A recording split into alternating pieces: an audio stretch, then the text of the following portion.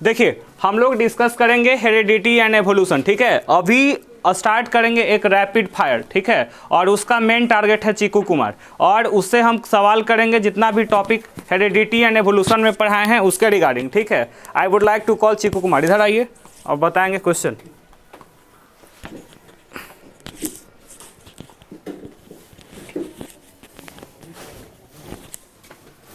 सबसे पहले बताइए, name the scientist who is related with the chapter heredity and evolution. George John Mendel. Mendel. What is genetics? Transfer study of heredity and evolution. Study of heredity and evolution is called genetics, है ना, branch of science. इसमें बताएंगे कौन सा plant पे experiment किया गया था मेंडल के द्वारा? Pea plant. पी प्लांट पे। Why Mendel choose pea plant for the experiment? Self pollination occurs, easy observation, और यहाँ पे इट रिक्वायर लेस स्पेस, है ना। Variety of contrasting characters are available here, है ना, on the basis of pod shape. उसके बाद इसका मतलब वैरायटी ऑफ शेप है, अलग अलग round shape and wrinkle shape, इसके आधार पे। इसके बाद बताइए, in case of reproduction there are two modes, sexual and asexual. Which mode of reproduction bring maximum variation? Sexual. Sexual mode of reproduction bring the maximum variation, ठीक है। In this case actually I would like to ask a question, एक question बताएंगे। Question है, what happens या what is the common event that occurs in case of both sexual as well as asexual reproduction? DNA copy। DNA copy. Why there is little variation occur in case of asexual reproduction? Because यहाँ पे मतलब 100% biochemical reaction नहीं है, same result नहीं produce कर पाता। Very good, ठीक है, गुड टू योर प्लस। देखेंगे इसके बाद हम पूछताछ करेंगे, है ना। आप लोग बताएंगे, बताओ कनक, हाँ डायरेक्ट वहीं से बताइए। Mention the various type of character. कितने तरह के ट्रेड्स होते हैं? कल बता रहे थे ना, कितने तरह के कैरेक्टर होते हैं? 2 टाइप्स ऑफ कैरेक्टर। कौन कौन? इनहेरिटेड और एक्वायर्ड के बारे में बता रहे थे, है ना। इनहेरिटेड का मतलब क्या होता है?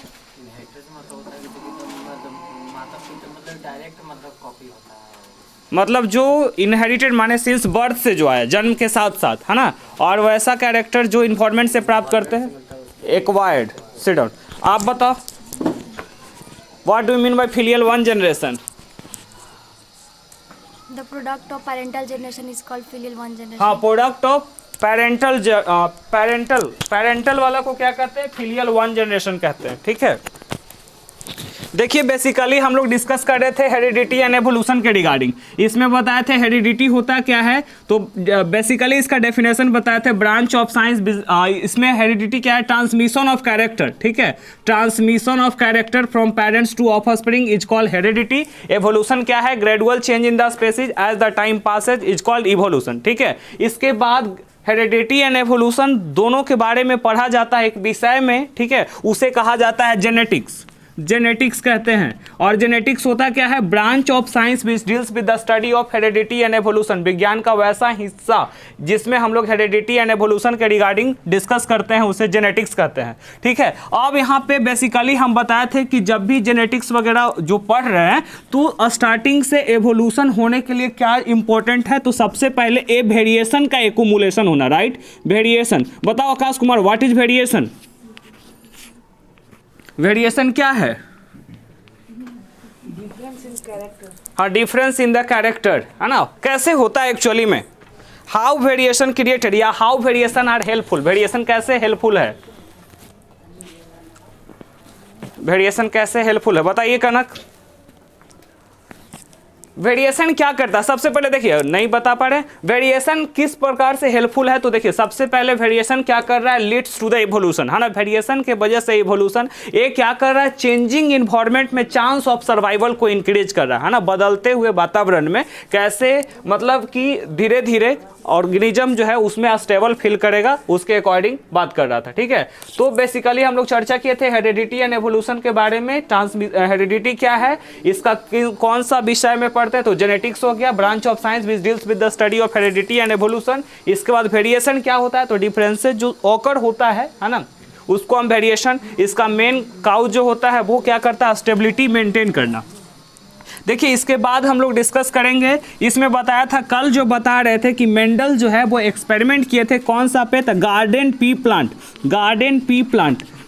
पी प्लांट पे जब एक्सपेरिमेंट किए थे उन्होंने, तो गार्डन पी प्लांट ही क्यों लिया गया, तो इसमें मैंने बताया था कि कॉन्ट्रास्टिंग कैरेक्टर, देखिए यहाँ पे कॉम्प्लेक्सिटी बहुत ज़्यादा, सबसे पहले पॉड शेप है ना, उसका जो आकार है वो अलग, उसके बाद कह सकते हैं सीड शेप, बीज का भी शेप के आधार पे, उसके बाद कलर के कॉन्ट्रास्टिंग कैरेक्टर, उसके बाद है ना इसका साइज पे ले चलते हैं टॉल एंड डार्क वगैरह, तो बहुत सारा कॉन्ट्रास्टिंग कैरेक्टर जो है यहाँ पे दिख रहा था और इसके वजह से क्या हुआ था, एक्सपेरिमेंट किया गया था गार्डन पीका प्लांट पे। इसके बाद देखिए मैंने बताया था 2 जनरेशन के बारे में, एक था F1 जनरेशन एंड सेकेंडली था F2 जनरेशन, है ना। F1 जनरेशन किसे कहते हैं, F1 का जो नाम होता है उसको बोलते हैं फिलियल 1 जनरेशन, फिलियल 1 जनरेशन, समझेंगे इसको।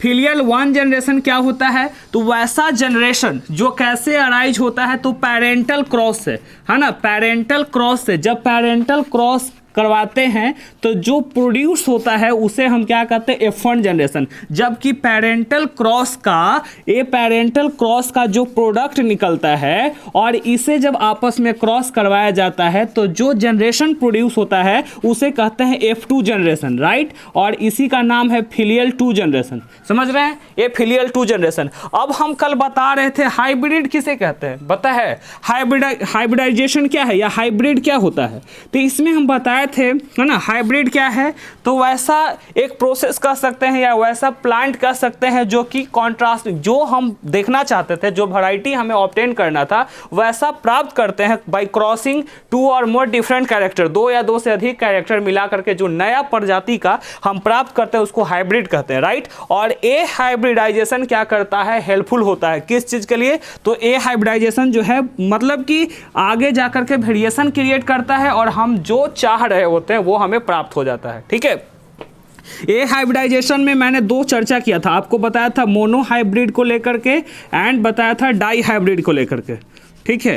मोनो हाइब्रिड में मैंने क्या बताया था, वैसा क्रॉस जिसमें हम लोग 1 पेयर कॉन्ट्रास्टिंग कैरेक्टर के टॉलनेस एंड डार्कनेस के बारे में डिस्कस कर रहे थे, तो वो मोनो हाइब्रिड। डाई हाइब्रिड में शेप एंड कलर के हिसाब से, शेप में राउंड एंड रिंकल, कलर में येलो एंड ग्रीन लेकर के कंसिडर कर रहे थे, राइट।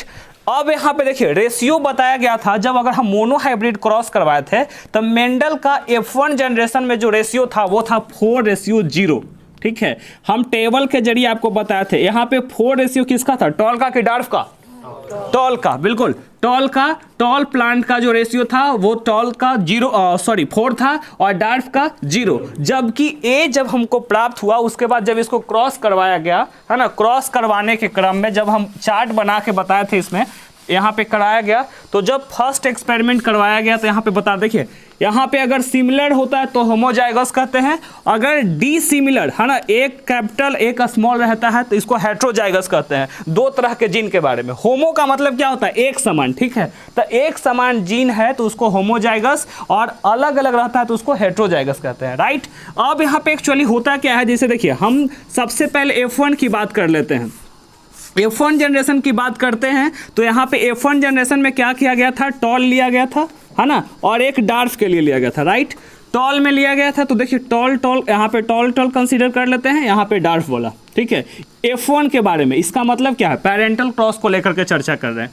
अब देखिए capital T small t, capital T small t, capital T small t, capital T small t, ठीक है। यहाँ पे हम बताए थे डोमिनेंट और रिसेसिव से लेकर के, डोमिनेंट में बताए थे अल्टरनेटिव जीन होने पर अपना कैरेक्टर शो करता है तो वो डोमिनेंट, जबकि है ना वही काइंड यानी सेम इंडिविजुअल काइंड की जरूरत रहता है तो वो रिसेसिव, वो भी प्रेडिक्ट कर सकता है कैरेक्टर को, लेकिन हाँ उसके सेम काइंड चाहिए तब वो रिसेसिव हो जाएगा। जबकि डोमिनेंट के केस में क्या होता है, अल्टरनेटिव जीन के रहने के बावजूद भी वो प्रेडिक्ट कर देता है, दर्शाता है, उसको डोमिनेंट जीन कहते हैं। तो यहाँ पे बेसिकली कैपिटल T और स्मॉल t जो दिख रहा है, यहाँ पे ए बताया था कि टॉल प्रोड्यूस होगा, ठीक है, टॉलनेस के बारे में, तो यहाँ जब रेशियो देखा गया तो 4:0 निकला था, ठीक है। अब सेकेंड में F2 जनरेशन में क्या किया गया, पेरेंटल क्रॉस करवाया गया, पेरेंटल के बाद यानी पेरेंटल के जो प्रोडक्ट निकला, तो प्रोडक्ट जब निकला था तो capital T small t, capital T small t, ठीक है, ये 2 के लेकर के आपस में करवाया गया। इसके बाद जब आपस में करवाया गया तो देखिए, है ना, capital T small T, capital T small T, यहाँ करवाइए capital T capital T, capital T small T, यहाँ पे देखिए capital T small T small T small T, है ना। इसका मतलब क्या है, 3 टॉल 1 डार्फ, है ना, यानी कि 3:1। इसके बाद मैंने आपको बताया था, है ना, Mendel's law of inheritance, first law of inheritance. Mendel's के फर्स्ट लॉ ऑफ इनहेरिटेंस क्या कहता है, according to Mendel's first law of inheritance, ठीक है, जो भी कैरेक्टर होता है ना, वो कैसे ट्रांसफर होता है, तो पेरेंट्स से बाय इंटरनल फैक्टर, राइट। और वो इंटरनल फैक्टर जैसे कि मैंने बताया था रिप्रोडक्शन चैप्टर में कि both male and female plays important role in production of offspring, है ना, माता पिता का इक्वल कंट्रीब्यूशन होता है प्रोडक्शन ऑफ संतान, है ना, संतान के उत्पत्ति में। तो जो संतान की उत्पत्ति होता है बराबर योगदान है। इसका मतलब क्या है कि जैसे हम क्या बताए थे कि मेन रिप्रोडक्शन में जो प्रोसेस होता है वो होता है डीएनए का कॉपी, राइट, है ना। यही डीएनए में क्रोमोजोम में क्या होता है, हमारा इंफॉर्मेशन कोडेड रहता है। वो क्रोमोजोम जो होता है ना 23 पेयर यानी 46 क्रोमोजोम, वो क्रोमोजोम क्या करता है, हमारा इंफॉर्मेशन कोडेड रखता है। और वो जीन है ना, जिसको हेरिडिटरी यूनिट कहते हैं, याद रखेंगे। हेरिडिटरी यूनिट किसे कहा जाता है, जीन को। ये हेरिडिटरी यूनिट, है ना, रिप्रोडक्शन के टाइम में क्या करता है, पेरेंट से ऑफस्प्रिंग में ट्रांसफर हुआ, और जैसे ही ट्रांसफर होता है वहां पे जितना इंफॉर्मेशन है वो सब कोड करके पेरेंट से ऑफस्प्रिंग संतान में पहुंचा दिया। और वो जब प्रोड्यूस होता है तो वो अपना माता पिता वाला गुण, और साथ में जैसे इन्वायरमेंट में रहना शुरू करता है वो क्या करता है, अपना इन्वायरमेंट के अकॉर्डिंग कैरेक्टर डेवलप करता है। क्योंकि है ना, जानते हैं ना, दोहा है ना, संगत से गुण होता है, संगत से गुण जात, अब्बास खाड़ मिस्री एक ही भाव बिकात। अर्थात संगत का ही असर सब कुछ होता है और संगति से वो प्राप्त कर लेता है। तो जितना भी था फर्स्ट लॉ ऑफ इनहेरिटेंस क्या बताया कि माता पिता का इक्वल होता है, और जो भी कैरेक्टर जो ट्रांसफर होता है वो इंटरनल फैक्टर पे डिपेंड करता है, राइट। और इंटरनल फैक्टर कुछ नहीं, वो जीन के बारे में यानी क्रोमोजोम के बारे में बात करता है जो 23 पेयर्स होता है ना। तो इसके बाद I think video is helpful for you. मिलते हैं नेक्स्ट वीडियो में। Thank you.